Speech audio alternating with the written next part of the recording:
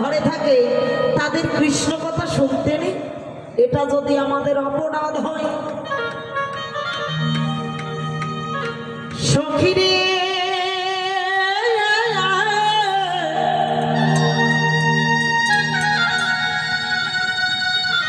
আজকের পর থেকে আমি বিষয়ে বাসনা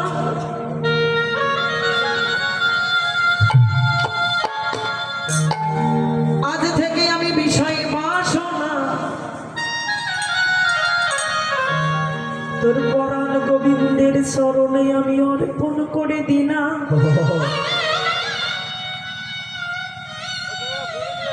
গোবিন্দ আমাকে যাহা কিছু দিয়েছে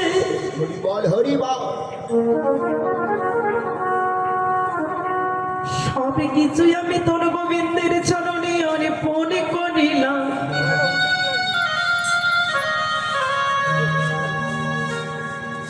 সখীরে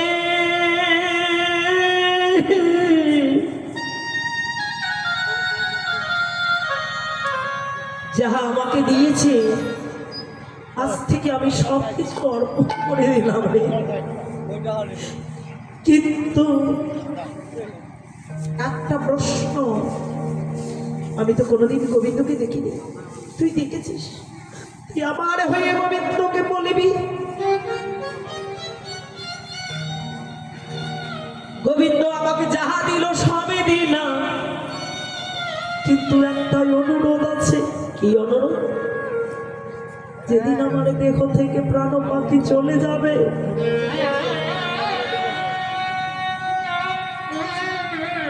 যেদিন আমি আর নয়নে দেখিব না, যেদিন আমার চরণ দুটো চলিবে না,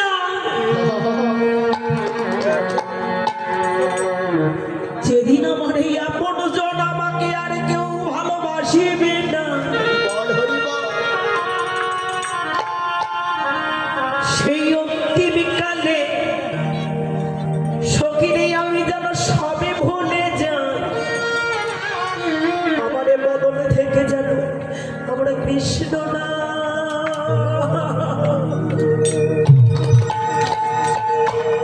বদলে কৃষ্ণ না।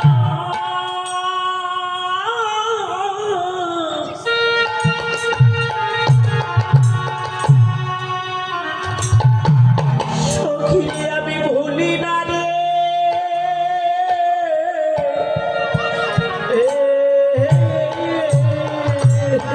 সখীরে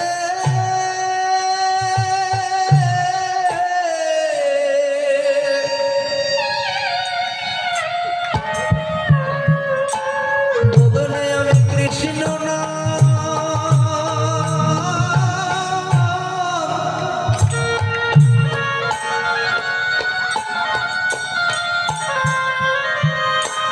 যেন ভুলি না রে।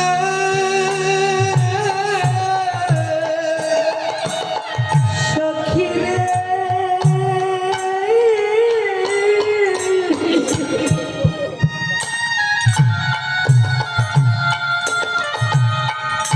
আমারে বদন হতে যেন আমি কৃষ্ণ না।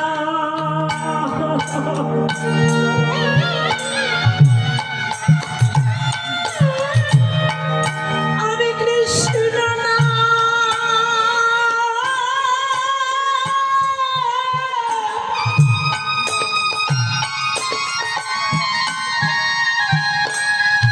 সখীরে ভুলি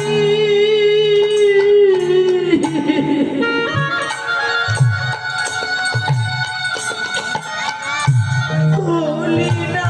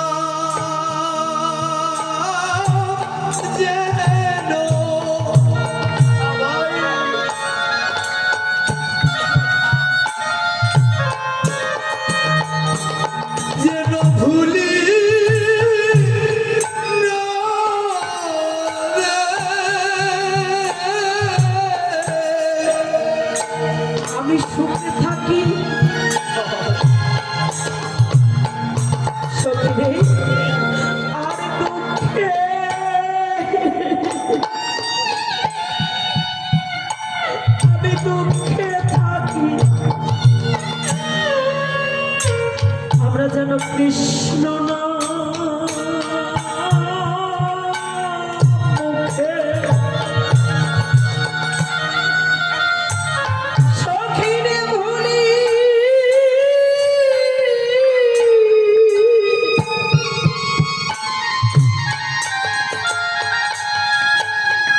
ও সখিরে ভুলি না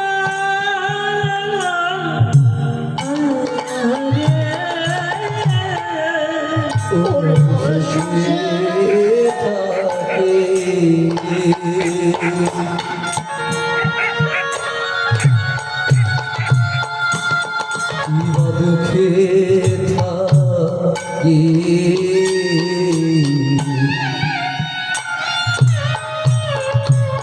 সখিরে বদনে কৃষ্ণ নাম যেন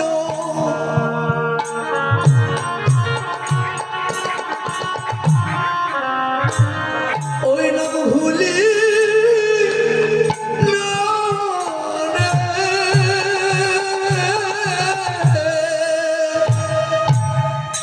সখীগুলো কাঁদছে সখীরে যা আছে সব দিন কিন্তু গোবিন্দ যেন কৃষ্ণ নামটুকু কেড়ে না নেয়। রাধারানী দেখলে শেখরা যেমন আগুনে বিচার দেয় সোনাকে আগুনে দিলে শেখরা দেখে যে সোনাটা ঠিক আছে কিনা। আরে রাধারানীও ঠিক তেমনই ভক্ত যাচাই করে নিলেন যে কৃষ্ণ পাতার সোনার উপযোগী কিনা।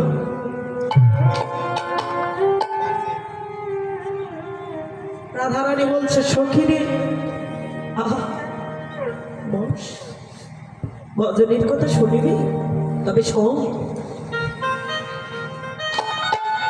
গোবিন্দ আমাকে কেন এত ভালোবাসে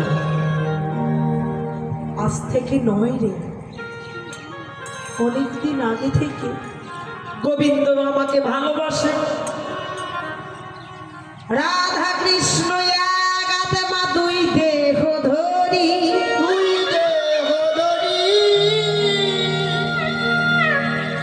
অত্যাবীয় লীলারা আসাধন করি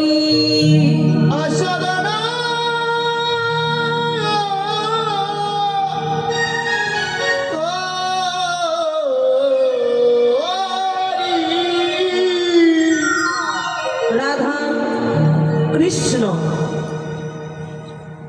দেহ মাত্র দুটা কিন্তু প্রাণ একটা। রাধা কৃষ্ণ তাহলে দুটা মাত্র দেহ প্রাণ একটা। সখিরে জানিস আমি আজ থেকে নয় শিশুকাল থেকে আমার গোবিন্দকে ভালোবাসতাম। কেন কেন ভালোবাসলো? রাধারানী যেদিন আমার প্রাণ গোবিন্দ এই ধরিত্রীর বুকে পাঠাইয়ে দিলে ভগবান এক ব্রহ্ম দ্বিতীয় নাস্তি সবাই জানে। তাহলে এক হতে বিশ্ব ব্রহ্মাণ্ড, এক থেকে বিশ্ব ব্রহ্মাণ্ড, আবার একই লীন। মহাজন বললেন যোগ করো বিশ্ব ব্রহ্মাণ্ড হতে এক ব্রহ্ম দ্বিতীয় নাস্তি থেকে বিশ্ব ব্রহ্মাণ্ড। তাহলে ওই ব্রহ্মাণ্ডের কাছে একের কাছে তাহলে যোগ করতে হবে। কি যোগ? দেহ নয়, দেহিটাকে যোগ করতে হবে। মহাজন বললেন যোগ তারাই করতে পারে, যোগ তারাই করে জানতে পারে। কি? যেমন জড় জগতে যোগ করলে মা আমরা জানি এক আর এক যোগ করিলে দুই হয়, ফলাফল অবশিষ্ট দুই। কিন্তু মহাজন বললেন যদি কেউ ভজনার ঘরে যোগ করে যোগফল সমান সমান এক পাওয়া যায়। একে একে যোগ করো যোগফল এক হয়। যদি সে মার্গে পৌঁছে যায়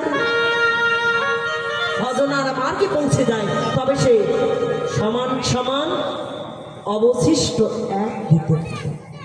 যেমন কোনো অঙ্ক যদি টিচার বোর্ডের মধ্যে অঙ্ক করাচ্ছে, যদি টিচার ভালো হয় মা, দেখবে অঙ্কটা করার আগে অ্যান্সারটাও বলতে পারে। অঙ্কটা করার আগে উত্তরটা সে বলে দিতে পারবে, কারণ সে জানে কিভাবে করতে হবে। তদ্রূপ যিনি ভজনের মার্গ রাস্তা গানের মহাজন বললেন, তারাই শুধু বলতে পারে একে একে এক হয়। সখীরে জানিস, আমি আজ থেকে নয়, সেই আদি থেকে গোবিন্দের সঙ্গে আমার কথা হলো। তাই গোবিন্দ আমাকে বললেন, রাধে বিশ্ব ব্রহ্মাণ্ডে যেতে হবে লীলা শিক্ষার জন্য। তাহলে দুটা দেহ নিতে হবে। একে একে কি তাল হয়? হয় না। একে একে ভজন হয় না, একে একে তাল হয় না, একে একে ভজন হয় না, একে একে তাল হয় না। তাহলে একে একে যদি তাল না হয়, তাহলে দুইয়ের দরকার আছে, দুইটাকে এক করতে হবে। তাহলে দুই গিয়ে আবার এক হবে, একে আবার দুই করলেন ভগবান। যখন দুই করেছেন, এককে দুই করে দিলেন ভগবানের নিজের অঙ্গ থেকে। অর্ধনারীশ্বরে দেখা যায় বামঙ্গ থেকে নারীর সৃষ্টি। তাহলে ভগবান নিজের বাম স্কন্ধ থেকে সৃষ্টি করলেন শ্রীমতী রাধিকা। সৃষ্টি যখন করেছেন, রাধারানী এলেন কোথায়? এলেন রাধারানী কীর্তিকে মানলেন। আসলে কি কীর্তিকে মার জন্ম দিয়েছে? না গো, রাধা কৃষ্ণ অজনী সম্ভবা, কেউ কোনোদিন জন্মে নাই গর্ভে। ভগবানও কোনোদিন গর্ভে আসেনি, শ্রীমতী রাধারানীও কোনোদিন গর্ভে এলো না। তাহলে কেউ গর্ভে এলো না, এরা অজনী সম্ভবা, প্রকৃতি দিয়ে এসেছে, প্রকৃতি দিয়ে নেই। সখীরে জানিস, আমি না যখন এলাম এই ধরিত্রীর বুকে, কোথায় এলেন? সরোবরের মধ্যে একটা লাল পদ্ম। ওই লাল পদ্মের মধ্যে ফুটফুটে একটা সুন্দর বাচ্চা। তো সখীরে জানিস, আমি এই সরোবরে অর্থাৎ জলময় রাশিতে একটা পদ্ম ফুলে এলাম, দেখলাম আমাকে কেউই নিচ্ছে না। আমি নয়নের জলে কাঁদছি, প্রাণে গোবিন্দের চরণে আমি আত্মসমর্পণ করলাম। তারপরে যখন দেখিলাম সখীরে গোবিন্দ আমার থেকে অনেক দূরে, আমি তখন কি করেছি জানিস? আমার গোবিন্দের চরণে আমার মাকে অর্পণ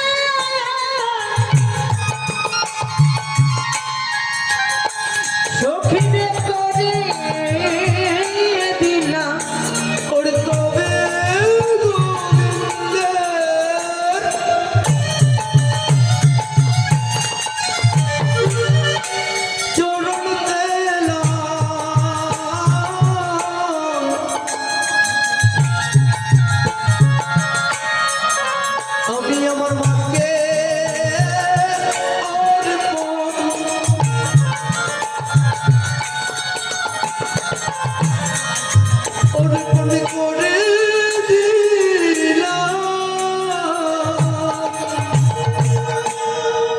সখীরে আমি আমার মাকে অর্পণ করে দিলাম। তোর মাকে রে? মহাজন বললে, সরোবরে পদ্ম, কোন পদ্ম? জড় জগতের পদ্ম নয়, ওই অষ্টাদল পদ্ম। যদি গোবিন্দ চরণে অর্পণ হয়, গোবিন্দ কি আর দূরে নয়? গোবিন্দ আমার ভক্তের সম্মুখে এসে দণ্ডায়মান হয়। তাহলে চরণে অর্পণ হবে না ততক্ষণ পর্যন্ত গোবিন্দ আসে। যত রাশি রাশি ফুল অর্পণ করো না কেন গোবিন্দ দর্শন হবে না।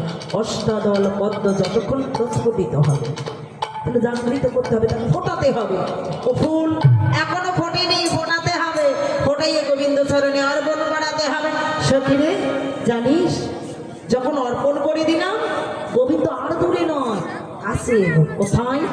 আমি না কীর্তিকা মায়ের ঘরে এলাম, কিন্তু দুর্ভাগ্য রাধারানী অপূর্ব সুন্দরী, কিন্তু চোখে দেখে না কেন?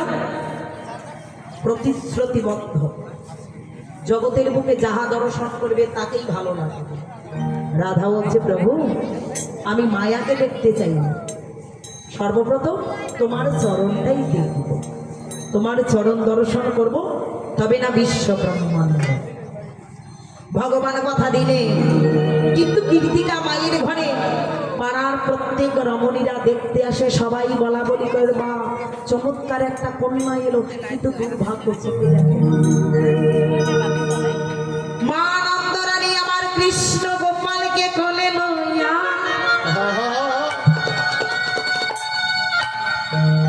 কীর্তিকার ঘরে যখন গিয়ে দাঁড়ায় আছে, কীর্তিকা মা যশোদা দুজনে কথোপকথন ভাব বিনিময় করছে। গোপাল মায়ের কোল থেকে নেমে, সখিরে জানিস কি করেছে? মায়ের কোল থেকে নেমে গোবিন্দ আমার পাশে গিয়ে দাঁড়িয়ে বলছে রাধে যে দেখো আমি এসে গেছি। বললাম বধূ আমার তো দেখার মতো নয়ন নাই। গোবিন্দ আমার কি করিলেন? তার কোমল অঙ্গ দিয়ে পর দুটো দিয়ে আমাকে পরশ যখন করিল। সখিরে জানিস আমি শিশুকাল হতে বধূর সহিতে পরাণে পরাণে রেহা।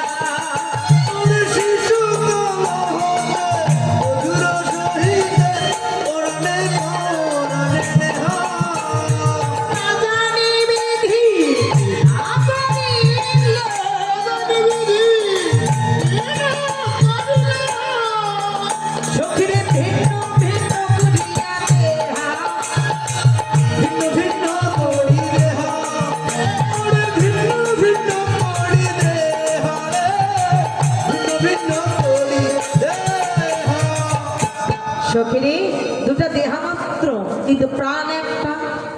তো জানিস রাধারানীকে ওই অঙ্গ তো যখন পরশ করিল, সেই অঙ্গ পরশে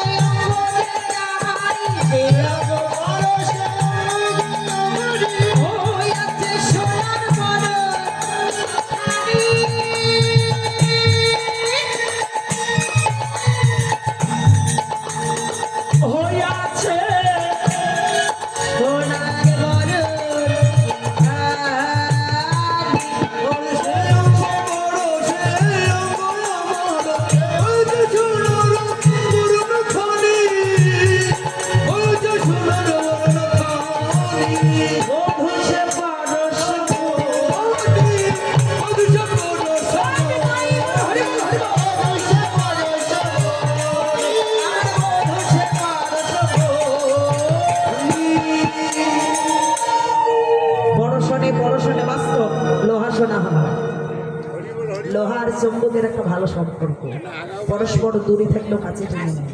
তাহলে পরশনে পরশনে লোহা শোনা হয়। এত সুন্দর একটা পরশমণির সঙ্গ পেয়ে আমার দেহটা কি কখনো কাছে থাকতে পারেনি? আমার দেহটাও পাকা হয়ে গেছে। পাকা মানুষের সঙ্গ নিলে পেকে যায়।